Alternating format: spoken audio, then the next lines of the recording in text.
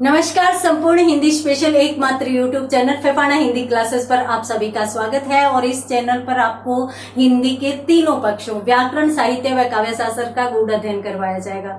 तो बढ़ते हैं आज की क्लास की तरफ। और आज की क्लास में भी मेन टॉपिक पर जाने से पहले देखते हैं अपन वही दो शब्द। तो चलिए देखते हैं। सबसे पहले अपन पारिभाषिक शब्दावली के शब्द देखते हैं। तो पारिभाषिक शब्दावली में आपके समक्ष पहला शब्द कौन सा है? तो देखिए, महत्वपूर्ण शब्द है UNANIMITY।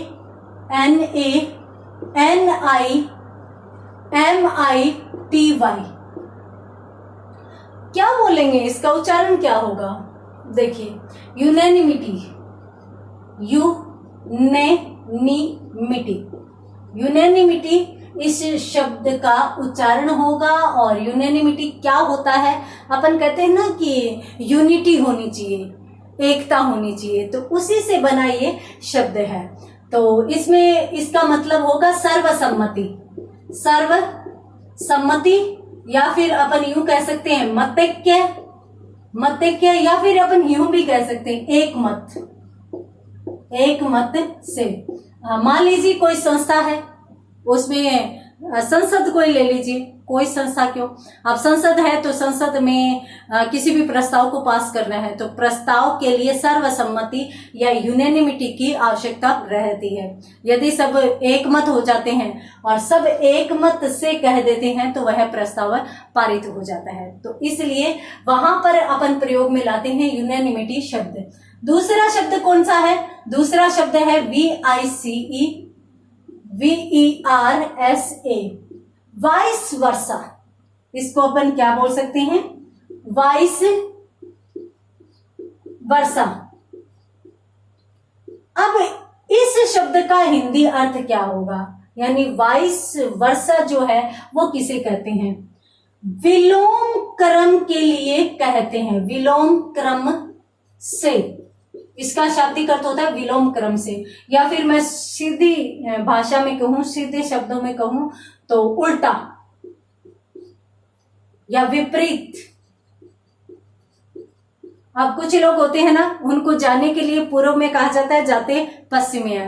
अब इसका मतलब ये है कि किसी भी काम को कहा जाता है कि नहीं करना है, वो तो वो जरूर करते हैं, और कहा जाता है कि ये काम करना है, वो नहीं करते। तो उनके लिए अपन कह सकते हैं कि वो बिल्कुल कैसे हैं? वाइस वर्सा है, अर्थात वो बिल्कुल विलोम क्रम से चलते हैं, बिल्कुल उल्टी बात वो करते हैं। तो ये थे दो पारिभाषिक शब्दावली के शब्द। और अब अपन बात करते हैं आगे के, यानी राजस्थानी शब्दों की। तो राजस्थानी में आज आपके समक्ष पहला शब्द तो है छाजलो। छाजलो किसे कहते हैं? छाजलो उसे ही कहते हैं अनाज साफ करने का जो उपकरण होता है होता है ना, लोहे के भी बने होते हैं, ऐसे प्लेट सी होती है, पीछे अनाज रोकने का और आगे से कचरा निकलने का खुला होता है।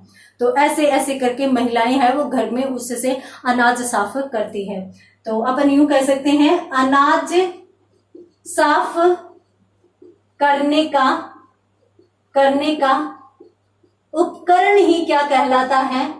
उपकरण ही छाजलो कहलाता है। बढ़ते हैं अंतिम शब्द की तरफ। तो अंतिम शब्द आज की क्लास में अपने सामने कौन सा है? तो शब्द है खेली।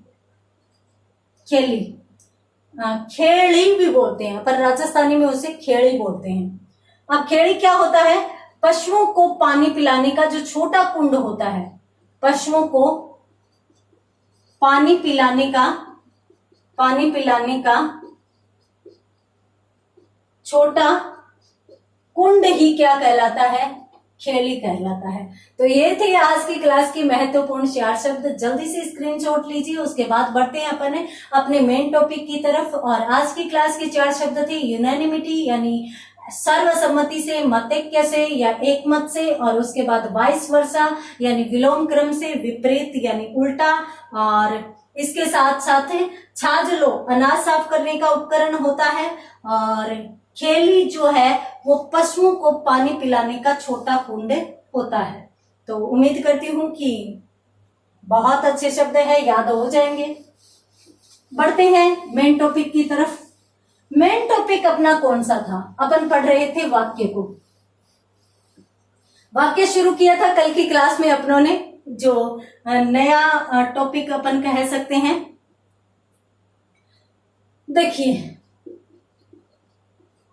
सबसे पहले मैंने कल की क्लास में वाक्य के 2 अंग करवाए थे, उद्देश्य और विधेय, और उसके संबंध में मैंने सारी की सारी बातें आपको बता दी थी। उद्देश्य, उद्देश्य का विस्तार, विधेय, विधेय का विस्तार, ये सभी की सभी बातें आपको बता दी गई थी। तो चलिए देखते हैं कि कितनी समझ में आई। हम भारतीय हैं, हिसाब नहीं रखते। हमें कोई 2 गाली देता है तो हम ब्याज सहित चुकाते हैं, तो हिसाब तो रखना ही नहीं चाहिए। अभी क्लियर कर लेते हैं ना कितना समझ में आया। तो चलिए, प्रश्न आपके सामने है, बस्ता उठाकर रमेश स्कूल चला गया। प्रश्न ये है, वाक्य में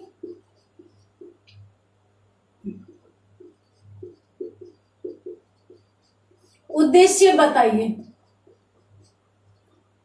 प्रश्न ये है कि इस वाक्य में उद्देश्य बताना है, परंतु आप मुझे कमेंट बॉक्स में लिखकर बताएंगे कि इस वाक्य में कौन सा उद्देश्य है, कौन सा विधेय है। अगर है तो उद्देश्य का विस्तार भी कमेंट बॉक्स में लिखो और विधेय का विस्तार भी लिखो, तब पता चलेगा कि आपको कहां तक ये वाक्य समझ में आया। जल्दी से टाइप कीजिए उत्तर।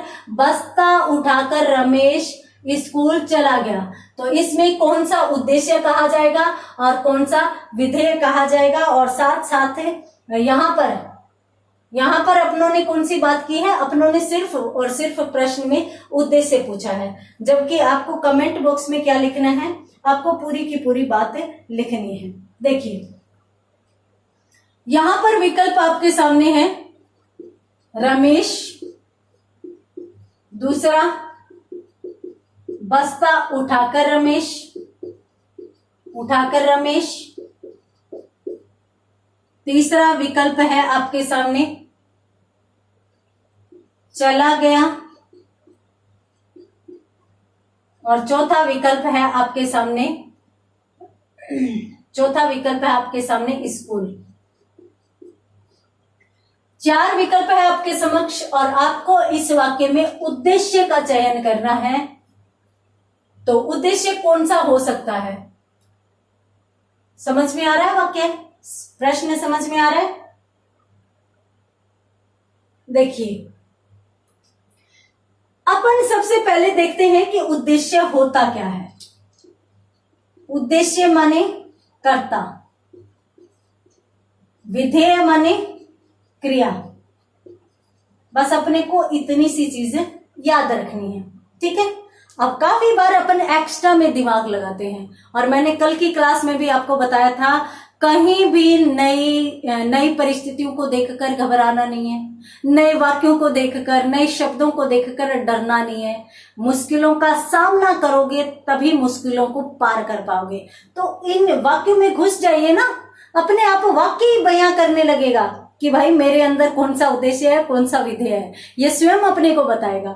चलिए, सबसे पहले तो बस्ता उठाकर। अब यहां पर क्या है कि बस्ता उठाया गया है।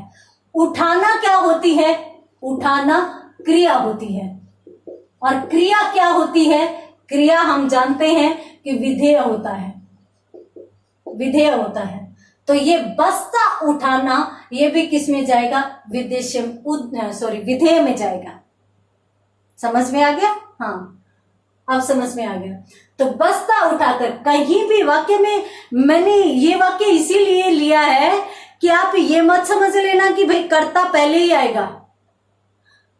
आरपीएससी का, बोर्ड का काम ही कंफ्यूज करना है, तो वो कंफ्यूज करने के लिए 1% ये भी हो सकता है कि कर्ता को पहले न देकर कर्ता को बीच में दे दे, कर्ता को बाद में दे दे और पहले क्रिया को दे दे। अपने को सिर्फ और सिर्फ ये नाम ध्यान रखना है, कर्ता और क्रिया, इनके आधार पर चलना है। अब यहां पर यूं हुआ कि बस्ता उठाकर, यानी बस्ता उठाने की क्रिया हुई है। क्रिया हुई है तो अपन किस में चले जाएंगे? विधेय में चले जाएंगे। अब बस्ता उठाया किसने? रमेश ने, और स्कूल चला गया। अब स्कूल भी कौन गया? रमेश गया। तो कार्य कौन कर रहा है? रमेश कर रहा है। तो रमेश कौन हो गया? कर्ता। कर्ता माने उद्देश्य। अब आगे देखिए, स्कूल चला गया। अब चलना और जाना फिर ये क्रिया है, फिर ये क्रिया है, तो यहाँ पर ये भी क्या माने जाएंगे? विधेय माने जाएंगे, और स्कूल भी विधेय में चला जाएगा। तो स्कूल चला गया भी वाक्य में विधेय है, बस्ता उठाकर भी विधेय है, वाक्य में मात्र एक रमेश जो है वो उद्देश्य है। तो अब समझ में आ गया होगा, सारी चीजें समझ में आ गई होगी। जल्दी से स्क्रीनशॉट लीजिए, प्रश्न बहुत ही महत्वपूर्ण है। उसके बाद अपन बढ़ते हैं आगे। आगे कहां? वाक्यों के भेदों की तरफ। तो चलिए शुरू करते हैं।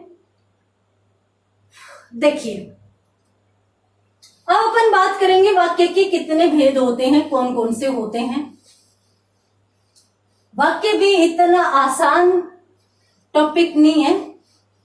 मैं आपको एक चीज तो बता देती हूं कि आप है ना, वाक्यों में जो भी आपके पास हिंदी व्याकरण की बुक है उसमें वाक्य टॉपिक निकालिए, और वाक्य के बारे में जो नियम आदि समझाने हैं वो मैं सारे समझा दूंगी।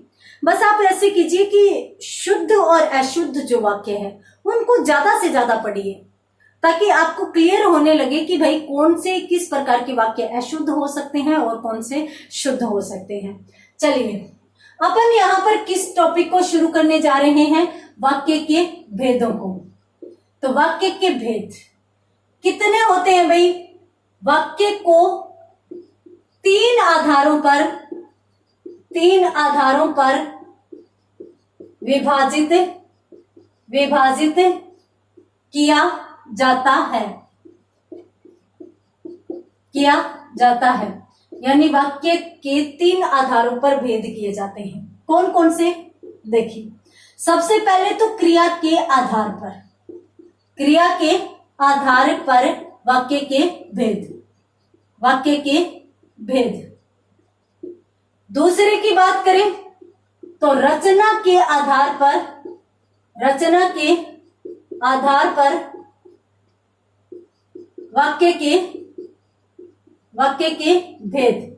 और यदि तीसरे भेद की बात करें, तीसरे वर्गीकरण की बात करें, तो अर्थ के आधार पर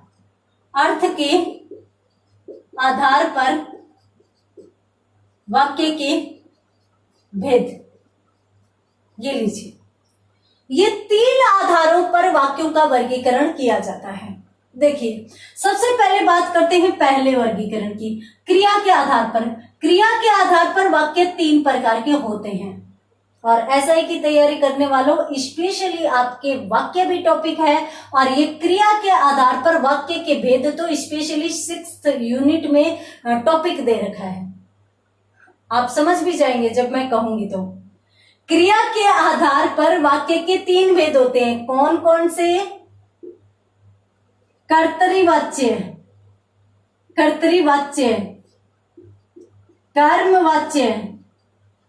कर्मवाच्य, और तीसरा भाववाच्य। समझ गए ना? जी हाँ, 6ठी यूनिट में जो आपके टॉपिक चलता है ना वाच्य, वही है ये। अच्छी और रुचिकर बात बता देती हूँ, वाक्य को ही वाच्य कहा जाता है, ये कोई अलग से तोप नहीं है। वाक्य को ही वाच्य कहा जाता है, परंतु कब कहा जाता है? क्रिया के आधार पर कहा जाता है। वाक्य क्रिया के आधार पर जब भेदों में आता है तब वह वाक्य न कहलाकर वाच्य कहलाता है। ठीक है, और ये आपके स्पेशली जो 6ठी यूनिट है उसमें अन्य जो टॉपिक है, परसर्ग है, लिंग वचन काल पुरुष है, उनके साथ साथ वृत्ति है, पक्ष है, उसके साथ साथ वाच्य भी दिया हुआ है। उसके बाद अपन बात करेंगे कौन सा? दूसरा, रचना के आधार पर। तो रचना के आधार पर भी वाक्य के कितने भेद होते हैं?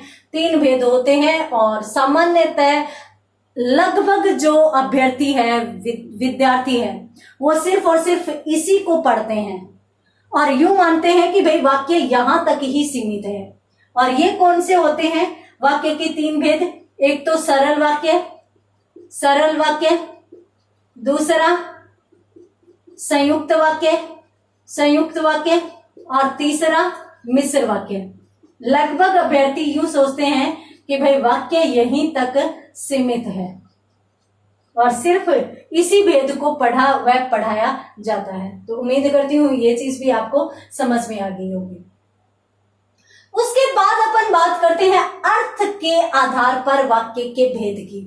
देखिए, वाक्य जितने प्रकार के अर्थों में प्रकट होगा उतने ही प्रकार के यहाँ पर भेद हो जाएंगे, और उतने ही प्रकार के भेदों में अपन जो अर्थ से संबंधित भी वाक्य है वो सरल अर्थ में प्रयोग में लिया गया है, या वाक्य है वो निषेध नकारात्मक के रूप में प्रयोग में लिया गया है, किस प्रकार से वाक्य को प्रयोग में लिया गया है, वो सारी की सारी चीजें उसके अंतर्गत आ जाती है। अर्थात अपन ये कह सकते हैं कि भाई जितने प्रकार के वाक्य के अर्थ हो सकते हैं उतने ही प्रकार के वाक्य के भेद होते हैं, और सामान्यतः वाक्य के अर्थ लगभग 8 माने गए हैं।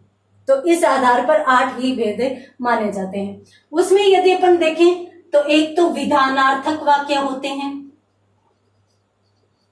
विधानार्थक वाक्य होते हैं, निषेधार्थक वाक्य होते हैं, निषेधार्थक वाक्य होते हैं, प्रश्नार्थक वाक्य होते हैं, प्रश्नार्थक वाक्य होते हैं।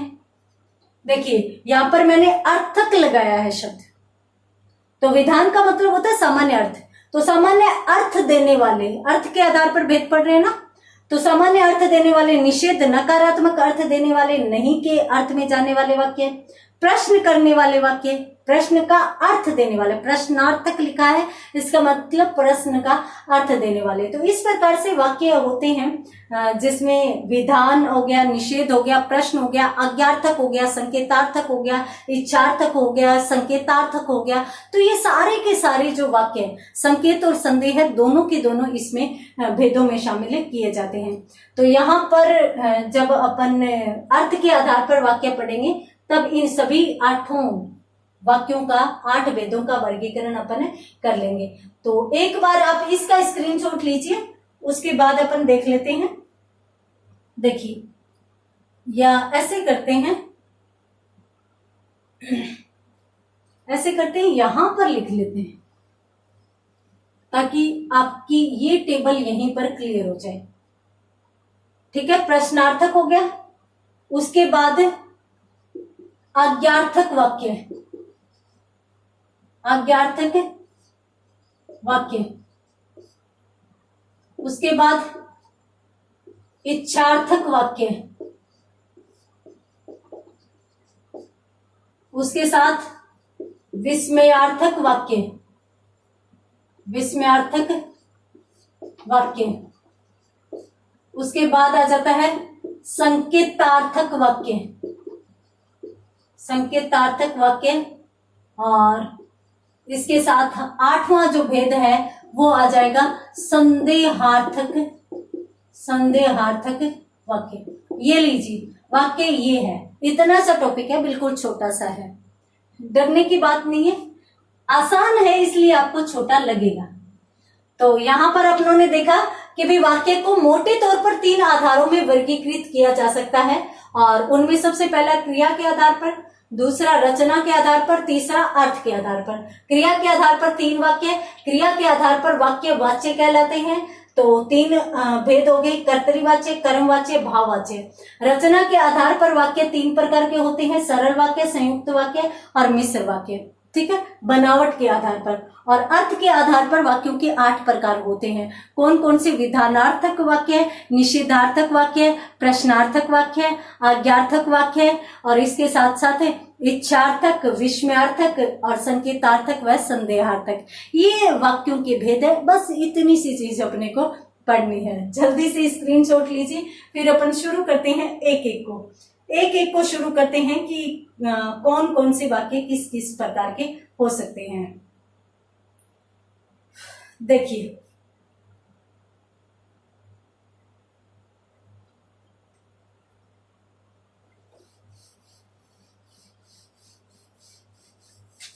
चलते हैं वाक्यों के भेदों की तरफ। और वाक्य के भेदों में भी सबसे पहले किसको देखते हैं? क्रिया के आधार पर वाक्यों के भेदों को। तो वाक्यों के भेद किस आधार पर? क्रिया के आधार पर, क्रिया के आधार पर कितने प्रकार के होंगे? 3। कौन कौन से अपन देख ही चुके हैं। तो देखिए, सबसे पहले तो अपन ये देख लेते हैं कि भाई जो क्रिया के आधार पर वाक्य हैं, तो इनमें आप स्पेशली नोट लगाकर लिख लेना कि क्रिया के आधार पर वाक्यों का वर्गीकरण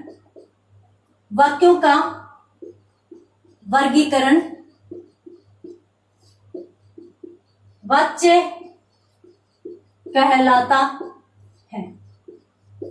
ये लीजिए, तो क्रिया के आधार पर वाक्यों का वर्गीकरण क्या कहलाता है? वाच्य कहलाता है। चलिए देखते हैं कितने भेद होते हैं। 3 होते हैं। सबसे पहले कौन सा आ गया? कर्तरी-वाच्य। बहुत ही रुचिकर टॉपिक है। अक्सर बच्चे इससे भी घबराते हैं, उसी प्रकार से घबराते हैं जिस प्रकार से संधि से, क्योंकि ये टॉपिक तो समझ में भी आता है, क्योंकि अपने टच में नहीं रहता। अक्सर 6ठी क्लास से अपन बहुत से टॉपिक पढ़ने लग जाते हैं, संधि, समास, उपसर्ग पढ़ते हैं, पर वाच्य बाद में ही आता है, तो अपन संपर्क में नहीं रहते। जैसे आपके सिलेबस में जो पक्ष है, वृत्ति है, वो टॉपिक दिए गए हैं। अपनी क्लास आ चुकी है मेगा क्लास में, अपन ने पक्ष व वृत्ति दोनों को पढ़ लिया है। बिल्कुल आसान सी चीजें हैं, परंतु टच में नहीं होती, तो इसलिए अपन उनको देखते नहीं है। कर्तरी-वाच्य, देखिए कर्तरी-वाच्य जो शब्द है वो कर्तरी और वाच्य 2 शब्दों से मिलकर बना है। अब कर्तरी का मतलब तो हो गया कर्ता, कर्तरी का अर्थ किससे लिया जाएगा? कर्ता। वाच्य का मतलब बोला गया होता है, अर्थात कर्ता के लिए जहां पर बोला जाए या कर्ता के अनुसार या कर्ता के लिंग के अनुसार क्रिया का प्रयोग किया जाए, वहां पर कौन सा वाच्य माना जाता है? कर्तरी-वाच्य माना जाता है। चलिए परिभाषा लिख भी लेते हैं कि यदि किसी वाक्य में कर्ता के लिंग वचन के आधार पर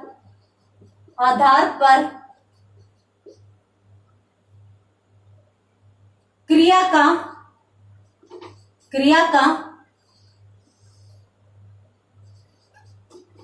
लिंग वचन परिवर्तित हो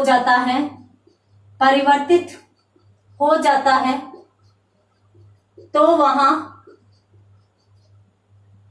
वहां कर्तरी-वाच्य माना जाता है। ये लीजिए, कर्तरी-वाच्य किसे कहेंगे? यदि कोई वाक्य है और उस वाक्य में कर्ता का लिंग पुल्लिंग है, तो क्रिया का लिंग भी पुल्लिंग ही होगा।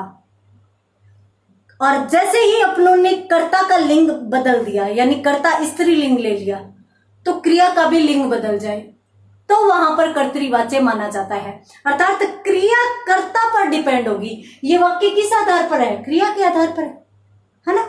तो क्रिया किस आधार पर बदलती है? कर्ता के आधार पर बदलेगी तो कर्तरी-वाच्य, कर्म के आधार पर बदलेगी तो कर्म-वाच्य, ठीक है।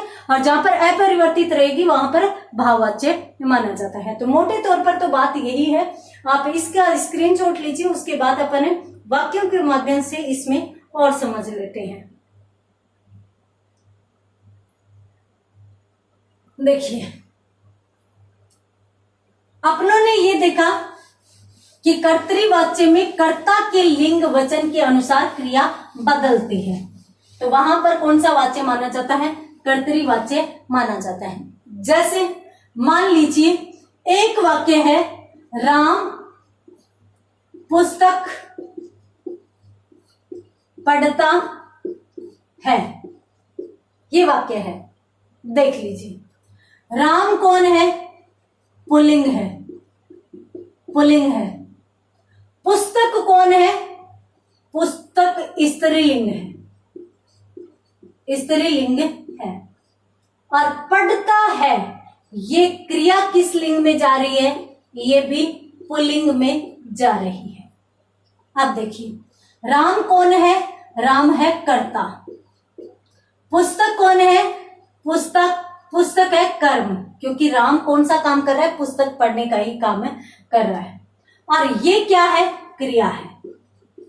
ठीक है। अब हालांकि कर्म जो है वो स्त्रीलिंग है, फिर भी क्रिया पुल्लिंग में है। क्यों? क्योंकि कर्ता पुल्लिंग है। तो वाक्य में क्रिया किसके आधार पर आ रही है? कर्ता के आधार पर आ रही है। नहीं समझ में आया? आएगा। अब वाक्य है, इसी को लिखते हैं, सीता पुस्तक पढ़ता है। क्या वाक्य सही है? नहीं है। क्यों? क्योंकि सीता पुस्तक पढ़ती है होगा ना, तब जाकर वाक्य शुद्ध होगा। अब यहां पर अपनों ने बदलाव क्या किया? पुस्तक तो वैसा का वैसा है, क्रिया भी पढ़ना ही थी। बदलाव किसका किया? अपनों ने कर्ता का किया। कर्ता यहाँ पे पुल्लिंग था, अपनों ने स्त्रीलिंग बना दिया। और जैसे ही अपनों ने कर्ता का लिंग बदला और कर्ता को स्त्रीलिंग बनाया, वहीं पर क्रिया भी किसमें आ गई? स्त्रीलिंग में आ गई। क्रिया भी किसमें आई? स्त्रीलिंग में आ गई। यानी क्रिया का लिंग किस आधार पर बदला? कर्ता के आधार पर बदला। पुस्तक वही की वही है जो कर्म है, परंतु इसका कहीं भी कोई फर्क नहीं पड़ा, कहीं भी कोई प्रभाव नहीं पड़ा। तो इसी प्रकार से यदि कर्ता के लिंग वचन के आधार पर क्रिया का भी लिंग वचन बदलता हो, तो वहां पर कौन सा वाक्य माना जाएगा? कर्तृवाचक का वाक्य माना जाएगा। हाँ, यदि कर्म के आधार पर बदलता हो तो कर्मवाच्य में चला जाएगा। देखिए, यहां पर अपनों ने देखा, अपनी परिभाषा क्या थी? कर्ता के लिंग वचन के अनुसार क्रिया का लिंग वचन बदलता है। तो लिंग तो अपनों ने देख लिया, पुल्लिंग से स्त्रीलिंग में आते ही और क्रिया बदल रही है, क्रिया का भी लिंग वचन बदल रहा है। अब अपन देख लेते हैं वचन चेंज करके। देखिए, यहां पर ये दोनों किस में है? राम और सीता एक वचन में है। अब अपन बात कर लेते हैं बहुवचन की। बहुवचन में अपन वे लगा देते हैं। ठीक है, दोनों के लिए वे लगा दिया। अब आगे के वाक्य को वैसा का वैसा अपन रख लेते हैं। वे पुस्तक पढ़ते हैं। अब देखिए, अपनों ने कर्ता, ये जो कर्ता है, कर्ता का वचन चेंज कर दिया, वचन चेंज कर दिया और वचन में इसको क्या बना दिया? एक वचन से बहुवचन बना दिया। और जैसे ही अपनों ने बहुवचन बनाया तो पुस्तक तो अभी भी वही है, कर्म तो अभी भी वही है, परंतु फिर भी क्रिया बदल गई। क्रिया पढ़ता है नहीं है, क्रिया पढ़ते हैं, यानी क्रिया बदल गई।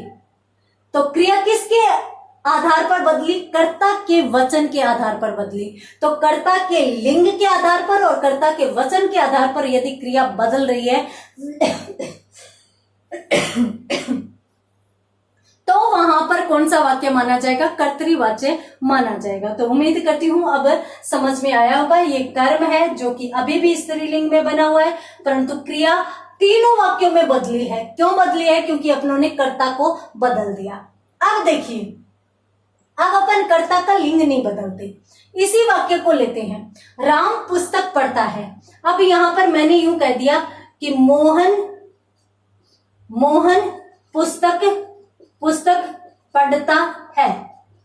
अब देखिए, मैंने कर्ता का कोई लिंग चेंज नहीं किया, कोई वचन चेंज नहीं किया, राम के वाक्य के आधार पर बता रही हूं। तो राम पुस्तक पढ़ रहा है, यहां पर मोहन पुस्तक पढ़ रहा है। राम पुल्लिंग है तो मोहन भी पुल्लिंग है, तो क्रिया भी नहीं बदली। बदल रही है क्या? बिल्कुल नहीं बदली। यानी कर्ता का यदि लिंग वचन चेंज होगा तो ही क्रिया का लिंग वचन चेंज होगा, और अगर कर्ता का नहीं हो रहा तो क्रिया का भी नहीं हो रहा। उसी प्रकार से इस वाक्य को भी देख लीजिए। अब सीता पुस्तक पढ़ती है। अब अपन यहां पर यूं कहते हैं, मोहिनी पुस्तक पढ़ती है। अब यहां पर देखिए, यहां पर सीता स्त्रीलिंग है, मैंने मोहिनी को भी स्त्रीलिंग रखा है। बाकी वाक्य वो का वो है, तो क्रिया कहीं भी नहीं बदली, वो की वो, पढ़ती है का पढ़ती ही रह गया। कारण कर्ता का लिंग वचन चेंज नहीं किया तो क्रिया भी नहीं बदली। तो इसी प्रकार से यदि कर्ता के लिंग वचन के आधार पर क्रिया का लिंग वचन बदल रहा हो तो वहां पर कर्तृवाच्य माना जाएगा। अच्छे से पढ़िए, प्रैक्टिस करिए। कल फिर से मिलते हैं आगे के वाक्यों के साथ। तब तक के लिए धन्यवाद।